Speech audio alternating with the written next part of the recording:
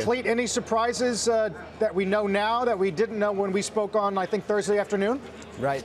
Well, look, I was very impressed with what the U.S. was able to deliver here. If you remember back to the Oval Office meeting in October, it wasn't clear what they were going to get in phase one on forced technology transfer. And we heard on Friday that that is a core part of this deal. That's a longstanding problem. That was the impetus for the whole 301 investigation. On the intellectual property front, the U.S. has indicated it got a great commitment from China on trade secrets. They're going to put in place criminal penalties and modernize that whole regime. And then on agriculture, this is a lot more than just agricultural sales.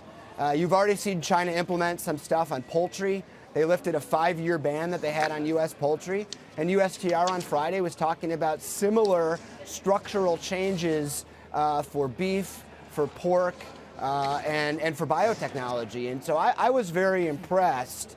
But I want to make one quick broader point here, and that's let's go beyond the substance for a moment, and let's realize that we are in a scenario in the United States and China where nationalism is on the rise, where decoupling and even a Cold War are legitimate possibilities. And in that scenario, just being able to say yes to each other on something is very, very important.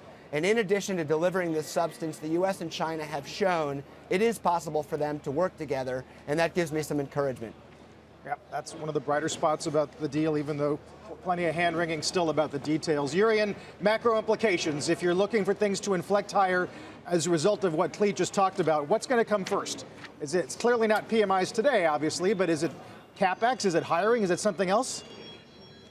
Well, so the markets, have been breaking out from this long holding pattern already in early November. So the markets have been sniffing out some sort of inflection point for the global economy, which means global earnings, of course, and the PE ratio has sort of front-run that, as typically happens at inflection points. The PE ratio is up 33% from a year ago, while earnings are flat.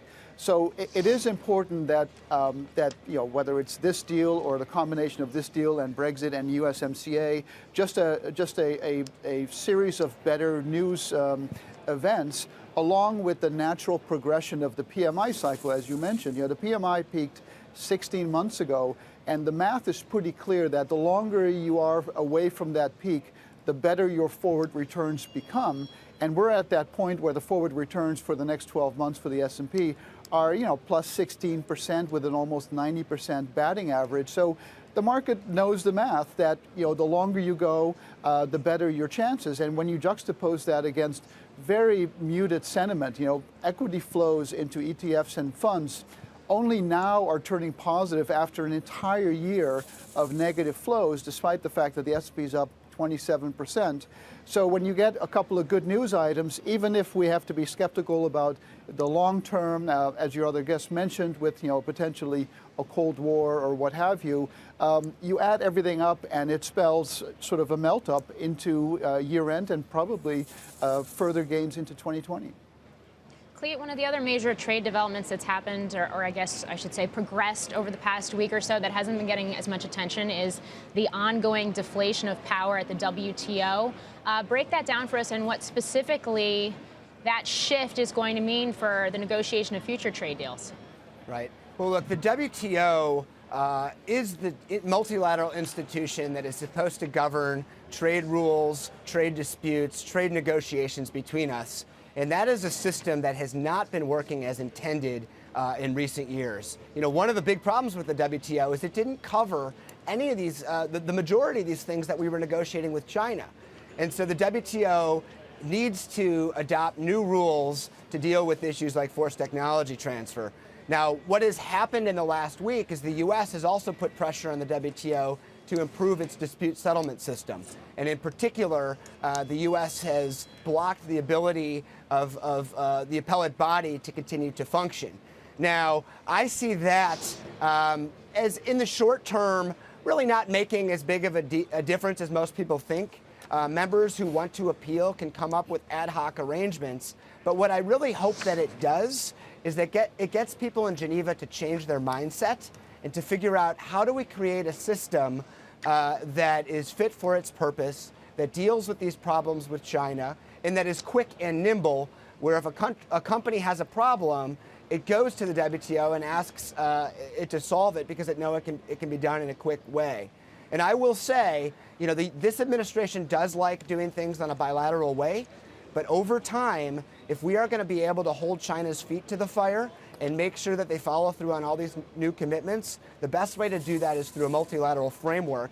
And I hope that once this administration gets China done, gets USMCA done, it pivots to the WTO, because that's the way it's going to make all of this stuff sustainable over time. Yeah, that would be an interesting pivot. Finally, Jurrien, I got a question about the dollar. Down, I think, 10 out of the past 12 days. If, in fact, global risk is coming down, is there less of a demand for the dollar, and how good is that for U.S. corporates in 2020? Well, it would be very good. I mean, there's a very clear inverse correlation between the level of the dollar and the rate of revenue growth for the S&P 500, with a lag of about 3 quarters or so. So a weaker dollar is very positive for risk assets in general. It's positive for U.S. earnings. It's very positive, obviously, for emerging markets.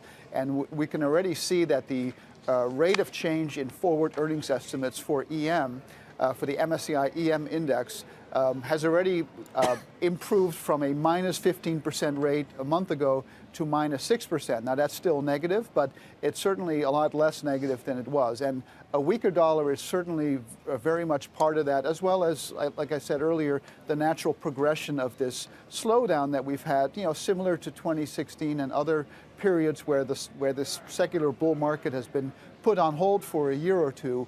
And so a weaker dollar is very much part of the picture.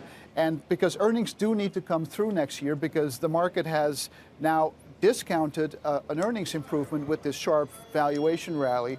So now the onus is on earnings in 2020 to actually come through.